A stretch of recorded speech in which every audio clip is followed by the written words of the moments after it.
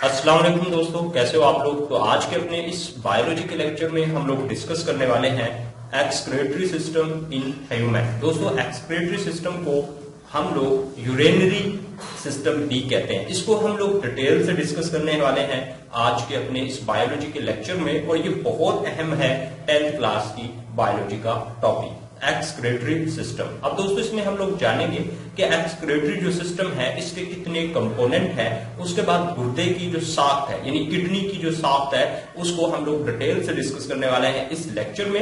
अगर दोस्त आप लोग फर्स्ट टाइम हो हमारे इस चैनल पर तो इसको सब्सक्राइब कर लीजिए, बेल के बटन पर क्लिक कर दीजिए, वीडियो को लाइक और शेयर करना मत भूलिएगा, क्योंकि इस चैनल पे हम लोग अपलोड करने वाले हैं 10th क्लास की बायोलॉजी, 10th क्लास की फिजिक्स, 9th क्लास की बायोलॉजी, 9th क्लास की फिजिक्स और कंप्यूटर साइंस के लेक्चर। और वो आप लोगों को तभी मिल पाएंगे सब के सब जब आप लोग हमारे चैनल को सब्सक्राइब कर लेंगे और बेल के बटन पर क्लिक कर देंगे, वीडियो को लाइक और शेयर कर देंगे। तो अब दोस्तों, हम लोग अपने आज के लेक्चर का आगाज करते हैं और जान लेते हैं कि एक्सक्रीटरी जो सिस्टम होता है उसके कौन कौन से कंपोनेंट होते हैं। अगर दोस्तों बात की जाए एक्सक्रीटरी सिस्टम की, तो एक्सक्रीटरी सिस्टम में जो किडनी है, किडनी, ये दोस्तों आप लोगों को नजर आ रहे हैं, किडनी यानी गुर्दों को बोलते हैं। ये दो जो हैं वो किडनी होते हैं। ये मैं डायग्राम ड्रा कर रहा हूं साथ साथ, यहाँ पे आपको नजर आ रहा है ये किडनी, ये एक ये वाला किडनी और दूसरा ये वाला किडनी। यानी एक्सक्रीटरी सिस्टम में किडनी का एक जोड़ा होता है, या सिंपल वर्ड में आप लोग कह लो गुर्दों का एक जोड़ा होता है। उसके बाद एक्सक्रीटरी सिस्टम में यूरेटर्स होते हैं, यूरेटर्स यानी जो नाली गुर्दों से ये निकल रही है, ये यूरेटर्स होता है। ये एक ये वाला यूरेटर और दूसरा जो है इस दूसरे गुर्दे से यूरेटर निकलेगा। ये मैं ड्रा कर देता हूं बच्चों, ये वाला देखें, ये यूरेटर्स निकल रहा है यहाँ से गुर्दे से ये। और इसको हम लोग जब साफ पढ़ेंगे तो उस वक्त डिटेल से डिस्कस करने वाले हैं। उसके बाद दोस्तों ये यूरेटर्स जाके ओपन होते हैं यूरिनरी ब्लैडर में, और यहाँ पे देखो मैं यहाँ पे यूरिनरी ब्लैडर जो है उसको भी हाईलाइट कर रहा हूँ पॉइंट को। ये यूरिनरी ब्लैडर जो है वो यहाँ पे होगा, ये वाला यूरिनरी ब्लैडर है। और इस यूरिनरी ब्लैडर को दोस्तों मस्थाना भी बोलते हैं। उससे आगे जो है यहाँ पे उससे आगे होता है यूरेथ्रा, और यूरेथ्रा एक ऐसी नाली होती है जहां से यूरिन जो है वो बाहर खारिज होता है। एक्सक्रीटरी दोस्तों, एक्सक्रीशन आप लोग जानते हो कि एक्सक्रीशन में होता क्या है कि जिस्म के अंदर जो वेस्ट मटेरियल होता है उसको बाहर निकाला जाता है, और ये गुर्दे जो हैं खून को साफ करने में यानी खून में जो बेकार मवाद हैं उनको बाहर निकालने में बहुत अहम रोल अदा करते हैं। तो यहाँ से जो इम्पोर्टेंट क्वेश्चन पूछा जाता है एग्जाम में वो ये पूछा जाता है कि एक्सक्रीटरी सिस्टम या फिर यूरिनरी सिस्टम के कंपोनेंट यानी हिस्सों के नाम लिखें। तो आप लोगों ने लिखना है कि एक्सक्रीटरी सिस्टम में एक जोड़ा किडनी का होता है, यूरेटर्स होते हैं, यूरिनरी ब्लैडर होता है, और ये जो है ये यूरेथ्रा होता है। ये दोस्तों यहाँ पे जो है वो 4 कंपोनेंट बन रहे हैं, यानी एक जोड़ा किडनीज का, गुर्दों का, यूरेटर्स, यूरिनरी ब्लैडर्स और यूरेथ्रा। ये क्वेश्चन आपका तैयार हो गया 2 नंबर का। अब नेक्स्ट हम लोग देखते हैं गुर्दे की साख। अगर दोस्तों देखा जाए गुर्दे की शक्ल जो है, ये देखें शक्ल जो है गुर्दे की अगर देखें तो लोबिया जो है, लोबिये का बीज, उससे मिलती जुलती है इसकी शक्ल। आप लोग दुकान पे जाके ना दुकानदार को कह सकते हो कि हमको लोबिये का बीज दिखा दे, तो वो दिखाएगा, आप लोगों को दे देगा। या फिर लोबिया आप खरीदने जाते हो उस वक्त आप लोग देख लोगे तो उससे मिलती जुलती शक्ल होती है इसकी। और उसके बाद इसकी रंगत की अगर बात की जाए गुर्दे की, तो ये दोस्तों सुर्ख, गहरे सुर्ख रंग का होता है।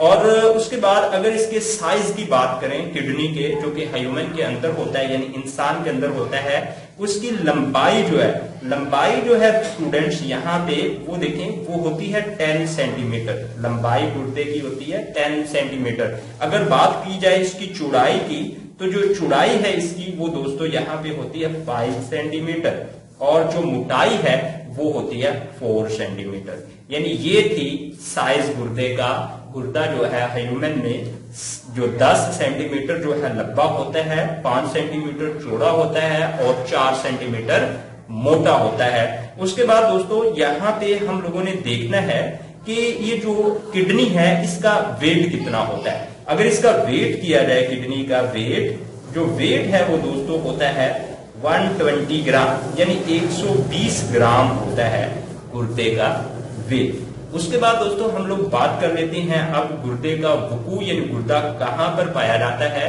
तो गुर्दा जो है एब्डोमेन में पाया जाता है और एब्डोमेन के जो निचला हिस्सा है वहां पे ये पाया जाता है, जो जिसको हम लोग किडनी बोलते हैं। और दोस्तों यहाँ पे जो पसलियां हैं, पसलियों का जो आखिरी जोड़ा होता है वो इन किडनीज की क्या करता है, हिफाजत करता है। उसके बाद दोस्तों जो यहाँ पे बायां गुर्दा जो होता है बायां, वो थोड़ा सा नीचे होता है और दायां थोड़ा सा ऊपर होता है।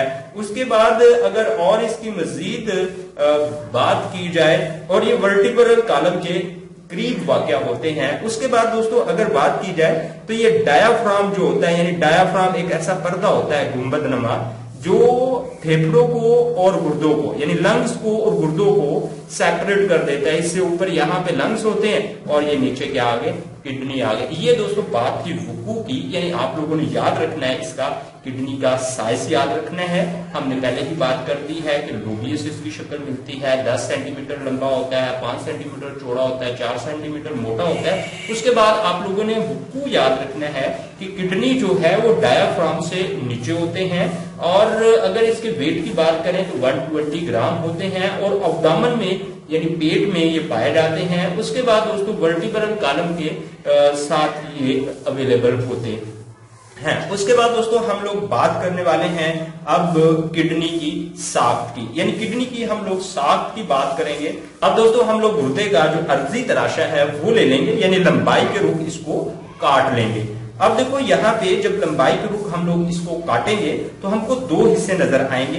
एक हिस्सा जो है बैरूनी होगा और उसकी रंगत गहरी सुर्ख होगी, और एक हिस्सा अंदरूनी होगा जिसकी रंगत जो है वो हल्की सुर्ख होगी। जो बैरूनी हिस्सा होगा जिसकी रंगत जो है वो गहरी सुर्ख होगी उसको दोस्तों रेनल कॉर्टेक्स बोलते हैं, जो बैरूनी हिस्सा है और उसकी रंगत भी गहरी सुर्ख है। और जो अंदरूनी हिस्सा है जिसकी रंगत हल्की सुर्ख होती है उसको रेनल मेडुला बोलते हैं। तो दोस्तों रेनल मेडुला के अंदर जो है मखरूती शक्ल की, यानी ये मखरूती शक्ल की जो है साख्तें हैं, मखरूती शक्ल ऐसी होती है जिस तरह से कीफ नमा साख्तें होती हैं और इनको रेनल पैरामिड्स बोलते हैं। अब ये रेनल पैरामिड्स जो हैं ये आपको नजर आ रहे हैं बच्चों, यहाँ पे ये देखें, ये रेनल पैरामिड्स हैं और ये रेनल पैरामिड्स हैं और ये भी रेनल पैरामिड्स है और ये भी रेनल पैरामिड्स है। अब ये तमाम की तमाम जो रेनल पैरामिड्स हैं ये जाके जो है एक जगह ओपन होती हैं और उस जगह को रेनल पेल्वस बोलते हैं। उस जगह को क्या बोलते हैं, रेनल पेल्वस। अब रेनल पेल्वस से आगे जो है यूरेटर्स निकलती है। ये दोस्तों यूरेटर निकल रही है जो कि मसाने के अंदर जाती है। यानी गुर्दे की जो साख्त है उसमें आपने ये बात भी याद रखनी है कि अगर गुर्दे को हम लोग लंबाई के रुख अर्जी तराशा करते हैं तो इसके दो हिस्से होते हैं, एक बैरूनी हिस्सा जो कि गहरे सुर्ख रंग का होता है और एक अंदरूनी हिस्सा जो कि हल्के सुर्ख रंग का होता है। उसको जो बैरूनी हिस्सा होता है उसको जो है वो रेनल कॉर्टेक्स बोलते हैं, रेनल कॉर्टेक्स, और जो अंदरूनी हिस्सा होता है उसको रेनल मेडुला बोलते हैं। अब दोस्तों जो रेनल मेडुला होता है उसके अंदर मखरूती शक्ल की यानी कीफ नमा जो है अशकाल होती हैं, जिस तरह से ये आपको नजर आ रही हैं। इन मखरूती शक्ल की अशकाल को रेनल पैरामिड्स कहते हैं और इन तमाम रेनल पैरामिड्स के जो नुकीले सिरे हैं वो एक जगह पर जाकर ओपन होते हैं, उस जगह को बोला जाता है रेनल पेल्वस। अब ये रेनल पेल्वस वो मुकाम है जहां से यूरेटर्स जो है वो बाहर निकलता है। अब दोस्तों ये बात थी अंदरूनी साख्त की। अब बात कर लेते हैं गुर्दे की फेलियाती इकाई, यानी गुर्दे की जो फेलियाती इकाई है जो कि वर्क करती है गुर्दे के अंदर, वो है नेफ्रून। और यहाँ पे आप लोगों को नेफ्रून की जो डायग्राम है वो नजर आ रही है। आप लोगों ने भी इसका रफ्सा खाका बनाना सीख लेना है। अगर दोस्त आप लोग फर्स्ट टाइम हो हमारे इस चैनल पर तो इसको सब्सक्राइब कर दो और बेल के बटन पर क्लिक कर दो और वीडियो को लाइक और शेयर करना मत भूलिएगा। अगर दोस्तों बात की जाए नेफ्रॉन्स की तो नेफ्रॉन्स के दो हिस्से होते हैं। एक हिस्सा जो है वो बलदार नहीं होता, जिसपे मैंने ये दायरा लगा दिया, ये हिस्सा बलदार नहीं है। और दूसरा जो हिस्सा है वो बलदार होता है। अब दोस्तों जो हिस्सा बलदार नहीं होता उसको बोला जाता है रेनल कार्पसल, यानी यहाँ पे ये हिस्सा जो है ये है रेनल कार्पसल।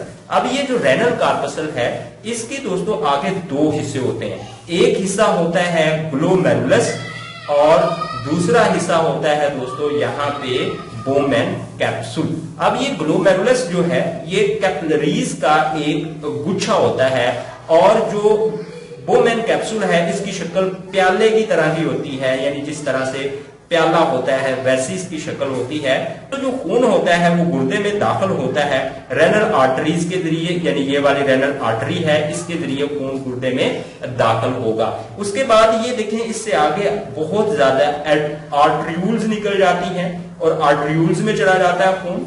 अब आर्टरीयूल से आगे खून किस में जाता है, वो जाता है यहाँ पे जो ग्लोमेरुलस है। ग्लोमेरुलस जो है वो कैपिलरीज का हिस्सा होता है और यहाँ पे खून का बहुत ज्यादा प्रेशर होने की वजह से जो खून के अंदर पानी होता है, नमकियात होता है, यूरिया होता है, यूरिक एसिड होता है, वो खून से निकल कर इस जो बोमेन कैप्सूल है इसमें आ जाता है। अब ये बोमेन कैप्सूल से आगे जो है दूसरा हिस्सा जो है नेफ्रॉन्स का शुरू होता है जिसको जो है कहते हैं रेनल ट्यूब्यूल्स। अब ये रेनल ट्यूब्यूल जो है इसका पहला हिस्सा देखें बलदार होता है, उसके बाद अगला हिस्सा देखें यहां तक ये अंग्रेजी के हरफ यू से मिलता है जिसको लूप ऑफ हेनले बोलते हैं। उससे अगला हिस्सा फिर जो है वो बलदार हो जाता है। अब दोस्तों जब यहां से जो बोमेन कैप्सूल है यहां से निकलकर ये यूरिक एसिड, पानी और नमकियात वगैरह इस बलदार हिस्से से गुजरते हैं। यहां से गुजरते हैं तो दोस्तों यहां से 99% जो मवाद है यानी पानी, साल्ट, ये दोबारा जो है वो खून में जज़ब कर लिया जाता है। उसके बाद ये यहां से होता हुआ जो मवाद बाकी बचता है इस लूप ऑफ हेनले से गुजरता है और लूप ऑफ हेनले से होके फिर दोबारा बलदार हिस्सा आ जाता है और यहां से बलदार हिस्से से होने के बाद जो ये है रेनल ट्यूब्यूल्स का दूसरा जो ये बलदार हिस्सा है ये जाके ओपन होता है एक डक्ट में। उस डक्ट को कोलेक्टिंग डक्ट कहते हैं। अब कोलेक्टिंग डक्ट के अंदर बहुत सी नेफ्रॉन्स आकर ओपन होती है, यानी ये वाली नेफ्रॉन्स भी ओपन होगी, यहाँ पे ये वाली भी होगी, ये वाली भी होगी, ये वाली भी होगी और ये वाली भी होगी। बहुत सी जो यहाँ पे है ये कोलेक्टिंग डक्ट्स ये जाके ओपन हो जाती हैं इसमें जो कि रेनल पेल्वस है। अब ये रेनल पेल्वस देखें आप लोगों को ये एरिया नजर आ रहा है रेनल पेल्वस, इसमें ओपन हो जाती हैं और रेनल पेल्वस जो है आगे किसमें फिर ये यूरेटर्स में चला जाता है। इस तरह से जो मवाद खून से निकलता है वो यूरेटर से होकर आगे मसाने में और यूरेथ्रा के जरिए बाहर खारिज हो जाता है।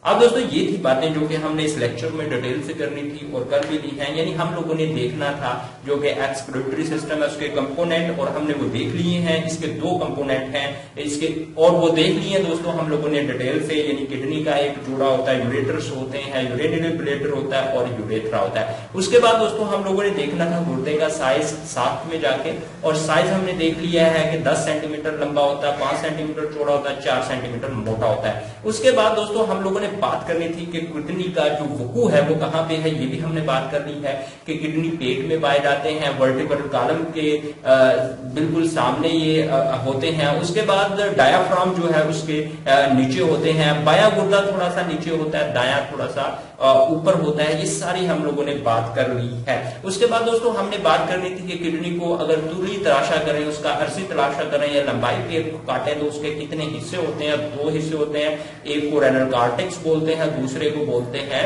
Renal medulla. अब रेनल मेडोला जो है उसके अंदर हमने देख ली कि मखरूती अशकाल होती हैं, उन मखरूती अशकाल को रेनल पैरामिड्स बोलते हैं और ये रेनल पैरामिड्स जो हैं ये कीप नमा होती हैं और ये जाकर ओपन होती है रेनल पेल्वस में। और रेनल पेल्वस वो मुकाम होता है जहां से जो है ये यूरेटर्स जो है वो निकलती हैं। लेकिन यहाँ पे हम लोग एक पॉइंट की बात नहीं कर पाए, वो हम लोग बात कर लेते हैं कि गुर्दे के अंदर जो एक यहाँ पे ये देखो एक गड़ा होता है, ये गड़ा है और इस गड़े को हाइलस बोलते हैं और ये ही वो मुकाम है जहां से यूरेटर्स बाहर निकलती हैं और जो आर्टरीज हैं वो दाखिल होती हैं खून की, और उसके बाद जो वेन्यूल्स हैं यानी जो खून की नालियां हैं वो बाहर भी निकलती हैं, नर्व इंपल्सेस भी दाखिल होती हैं, और लिम्फेटिक सिस्टम की नालियां भी यहाँ से हाइडस से दाखिल होती हैं। उसके बाद दोस्तों हम लोगों ने देखना था गुर्दे की फेलियाती इकाई, और उसको भी हमने डिटेल से देख लिया है कि गुर्दों की जो फेलियाती इकाई है वो नेफ्रॉन्स है। नेफ्रॉन्स के दो हिस्से होते हैं, एक हिस्सा जो है वो गैर बलदार होता है और उसको बोलते हैं कि वो रेनल कार्पसल है। अब रेनल कार्पसल जो है इसके आगे में सिर्फ दो हिस्से थे, एक तो था बोमेन कैप्सूल, एक था यहाँ पे ग्लोमेरुलस। अब ग्लोमेरुलस जो है उसमें खून का प्रेशर ज्यादा होता है, जिसकी वजह से जो पानी है और साल्ट है, नमकियात है, यूरिया है, यूरिक एसिड है, वो बोमेन कैप्सूल में आ जाता है। बोमेन कैप्सूल से आगे जो है फिर रेनल जो नेफ्रॉन्स है उसका बलदार हिस्सा शुरू होता है, और उससे आगे जो है बलदार हिस्से से आगे इसकी शक्ल जो है यू शक्ल की हो जाती है और इसको बोलते हैं लूकोफैलने। लूकोफैलने से आगे फिर जो है एक बलदार हिस्सा शुरू होता है, और ये जो नेफ्रॉन्स है जाकर एक डक्ट में ओपन होती है, उस डक्ट को बोलते हैं कलेक्टिंग डक्ट। अब बहुत सी कलेक्टिंग डक्ट्स जो हैं वो अब बहुत सी नेफ्रॉन्स इस कलेक्टिंग डक्ट्स के अंदर जो है ओपन हो जाती हैं, और फिर कलेक्टिंग डक्ट्स जो है वो जाकर रेनल पेल्विस में ओपन होती है, और रेनल पेल्विस से आगे यूरेटर निकलता है, और जो भी अजाफी मवाद खून से निकला है वो यूरेटर के रास्ता से मसाना में, और जो मसाना में इकट्ठा होता रहता है और वहां से यूरेथ्रा के रास्ते से बाहर निकल आता है। कल दोस्तों हम लोग बात करने वाले हैं डिटेल से किडनी के फंक्शन पर, और वो लेक्चर आप लोगों को उसी वक्त मिलेगा जब आप लोग हमारे चैनल को सब्सक्राइब कर लोगे, बेल के बटन पर क्लिक कर दोगे, वीडियो को लाइक और शेयर कर दोगे। ओके दोस्तों, अल्लाह हाफिज, अपना ढेर सारा ख्याल रखो, अपने भाई को इजाजत दीजिए, बाय।